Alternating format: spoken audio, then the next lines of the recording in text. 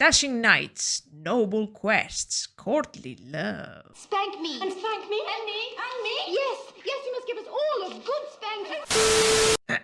Arthurian legend is one of the few mythologies that has been extended and reimagined for over 1,000 years, from medieval manuscripts to Victorian Romanticism to modern cinema.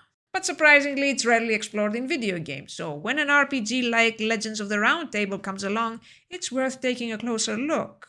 The developers say they're drawing from the original French prose and poetic sources. Now that the demo is out, let's see how well that holds up. Before we dive in, I should say that I've already made a video about the game's original announcement after Artifice Studio reached out to me. You can view it here.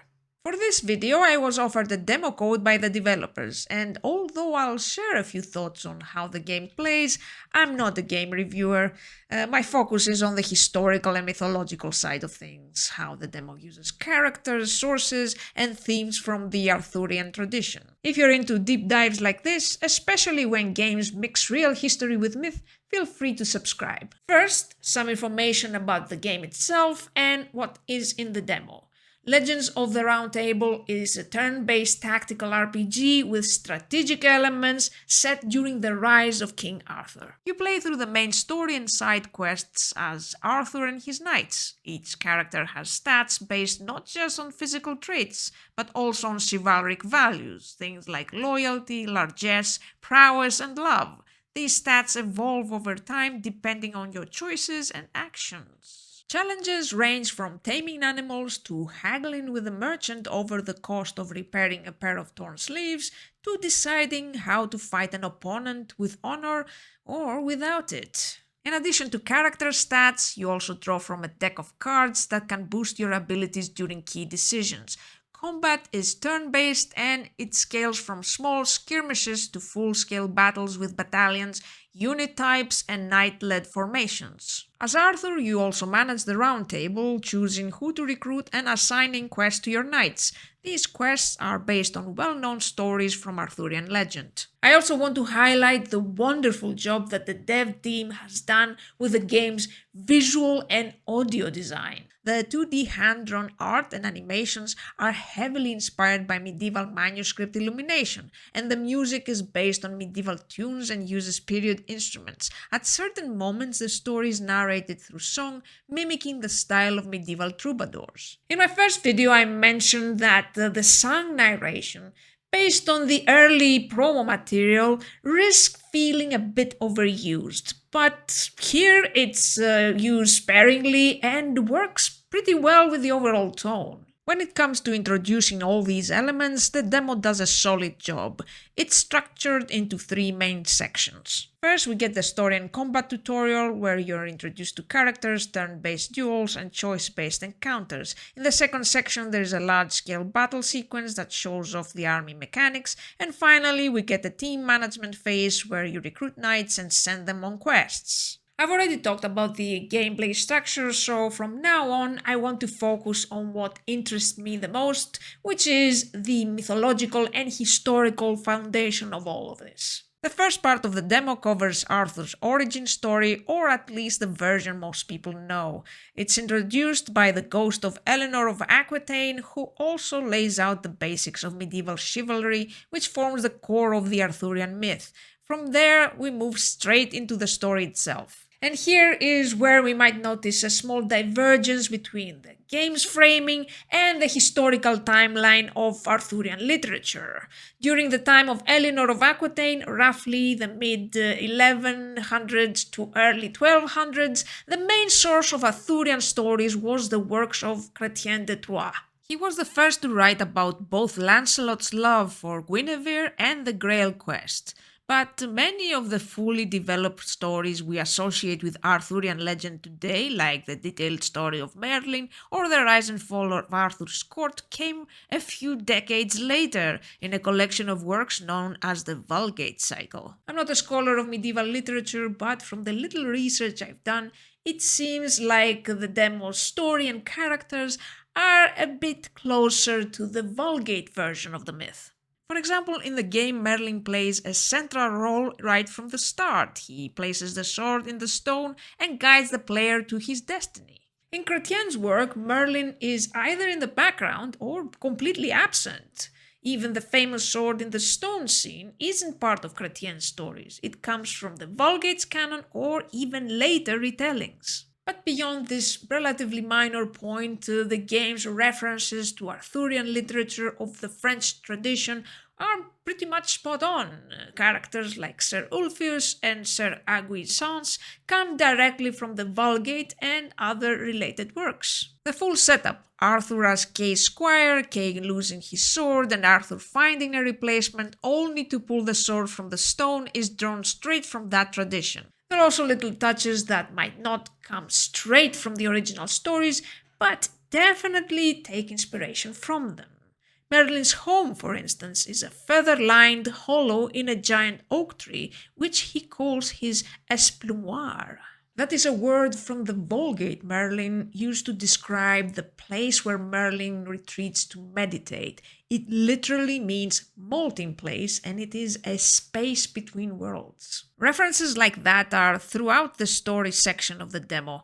As for the turn-based combat, it's idealized medieval chivalry. You can offer mercy to opponents and even get penalized from attacking someone on the ground while mounted. There's also some oddball humor. When you meet Merlin in his esplumoir, he's peeling what is very clearly potatoes that he says come from a faraway land. Historically, potatoes didn't arrive in Europe until the discovery of the Americas, so I'm not sure if this is just a random anachronism or, Artifice Studios is based in Canada, so is this a poutine joke? Any Canadians in the audience, feel free to leave a comment and clarify. The second part of the demo shifts into a large-scale battle. It's mainly designed to show how the game handles multi-unit combat and more advanced turn-based mechanics. You're given command of 3 battalions with 3 units each, a vanguard of cavalry, a center of pikemen, and a rear guard of archers. Each unit is led by a knight of the round table, and before the fight begins, you can switch commanders between units.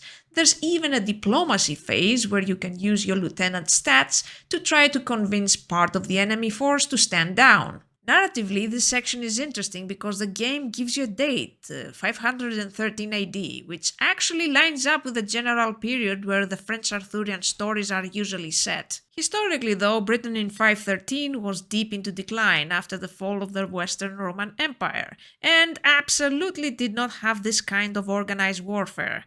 What we're seeing here is more inspired by the battles of the late medieval period, the time where the stories were written, not when they were set.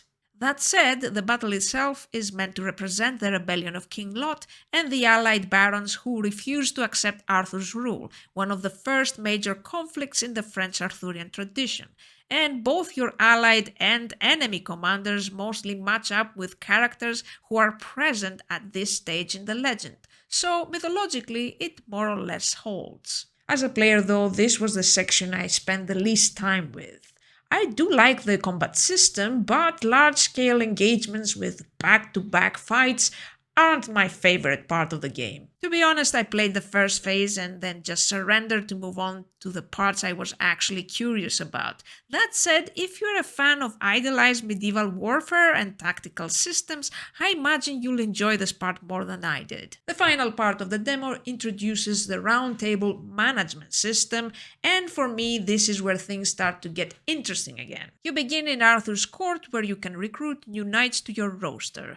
The demo gives you the choice between Sir Griflet and Sir Sagamore, both of whom come from the French Arthurian tradition. Griflet is one of Arthur's youngest and most loyal knights, and Sagamore is a fiery, slightly unhinged character with Byzantine roots. You can view each knight's personal stats, traits, equipment, and a short biography before deciding who to bring into the fold. Once your table is set, you assign knights to quests that are available on the game map. Each quest highlights recommended traits, and you choose a team based on which knights best match those attributes. You can also assign solo tasks to knights who stay behind. In the demo, the example solo quest involves Sir Bedivere being summoned by Merlin to carry out one of the darkest acts in Arthurian legend, the murder of all noble children born on May 1st. This is the origin of Mordred, Arthur's treacherous nephew or bastard son, depending on the version of the story. The game offers multiple ways to approach the mission, through deception, direct execution, or by arranging a convenient accident. When it comes to the main side quests, the demo offers two, the Green Knight and the Lady Ragnelle.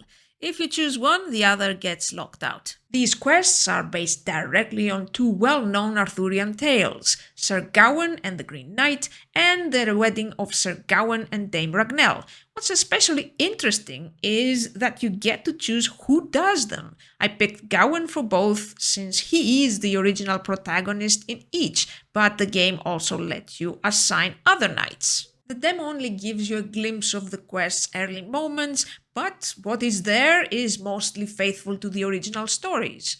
The Lady Ragnelle quest deviates the most by introducing a magical creature that appears to command the villain Gromer, but even that addition isn't out of place. It matches the tone and narrative style of Arthurian romance, where magic and hidden forces are common. Overall, based on the demo, this game is really nicely done. The gameplay and mechanics work well for this type of RPG. As I mentioned, there are parts that felt a bit overwhelming for me, but I really enjoyed everything else. As for the historical and Arthurian mythology elements, they are mostly spot on, even the creative liberties the dev team takes, and let's be honest, some changes are always needed to support gameplay and narrative flow. They still feel very true to the tone, style, and ideas of the original stories. For me, the biggest question that remains, something I also brought up in my first video, is the role of the player choice in retelling these well-known myths. What happens to the story when the player gets to decide who lives it? These legends were built around specific characters for a reason. Gawain's honor, Arthur's flaws, Pelenor's lineage, and when you shift these roles, it can change the meaning. As I said before, that's not necessarily a bad thing. A well-done reinterpretation can be interesting. I'm just curious to see how the full game will handle it. I'm really looking forward to seeing the final version of this game. It is rare these days to see a project that puts real effort in staying true to its subject, and so far, Legends of the Round Table seems to be doing a pretty good job. I hope that continues in the full release. Speaking of historical accuracy, I've talked before about doing a deeper video about how Assassin's Creed handles it, but lately the internet has been flooded with opinions on that, so I'm putting it aside for now. Instead, my next few videos will focus on my favorite game of all time, Fallout New Vegas. So if you want more videos on history in games, please like, subscribe, and Ave atque Vale.